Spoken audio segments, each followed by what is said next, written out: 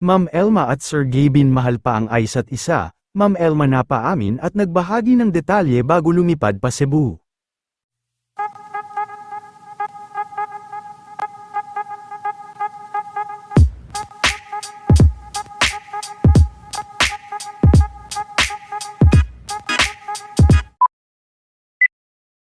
Bago pa man umalis at tuluyang matapos ang live ni Ma'am Elma Asagra ngayong gabi, ay hindi nga nito napigilan na maging emosyonal at nagbahagi din ng ilan sa mga detalye sa kanila ni Sir Gabin Kapinpin.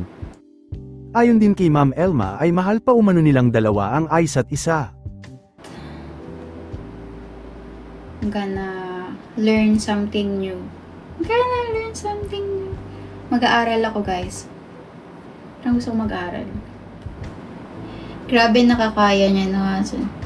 Mahirap, guys, pero kailangan natin kayanin.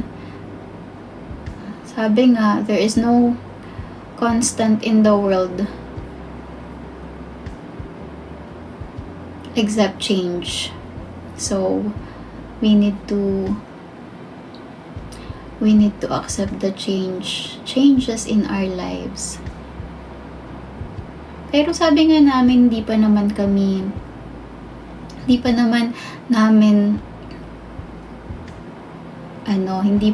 namin masabi ang future. May kanya-kanya po kaming inaayos ngayon, sa buhay ko, sa buhay niya. Ayan. Nag-relapse na naman ang person. Sige. Mga minsan, pag kaya ko na, guys, magkwentuhan tayo sa live. So, yun, guys. Okay naman po kami. Balik na kami sa mga work namin. And thank you po sa support ninyong lahat. I know lahat tayo ay nasasaktan pa and malungkot. Pero sabi nga nila, kailangan natin kayanin. We need to move forward. Kung kami talaga, so baka kami talaga. Kung hindi, kailangan nating tanggapin bawat isa.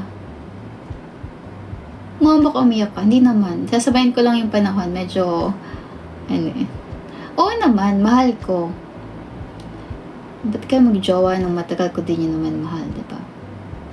Mahal namin ang isa't isa. Meron lang talagang mga bagay na siguro kailangan mag-reset, kailangan ayusin, kailangan hanapin ang sarili. So, siguro ngayon din nyo maintindihan ang mga desisyon ng ibang tao kasi hindi nyo naman life yun. Pero pag dumating kayo sa point na yun, diba? Maintindihan nyo din. Nasasaktan kayo, nasasaktan kami, yes.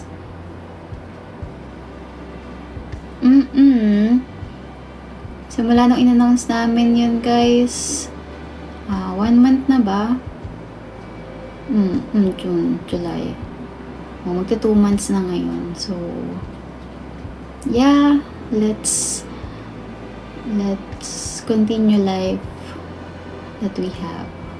Si God na lang bahala. See you tomorrow sa Cebu. So, okay na kayo, guys. Kaya, yung mga comments nyo, tsaka sa mga videos, okay na yun, guys. Okay naman. Thank you sa pag-comfort. Pero okay naman both po.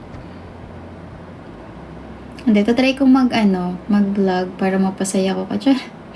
Para mapasaya ko kayo. Mapasaya kayo. Mapasaya ko yung sarili ko. Wala namang madali. Again, walang madali sa breakup, guys.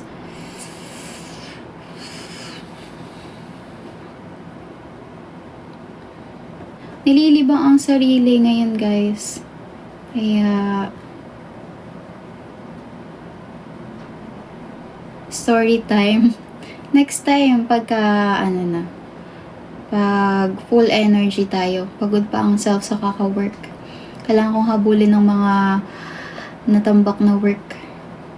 Yes! See you sa Cebu, guys. Kaya 11 po mag-end ako ng live para makapag-rest ng konti kasi maya-maya lang po ay mabiyahe na. Gagayak ng gamit.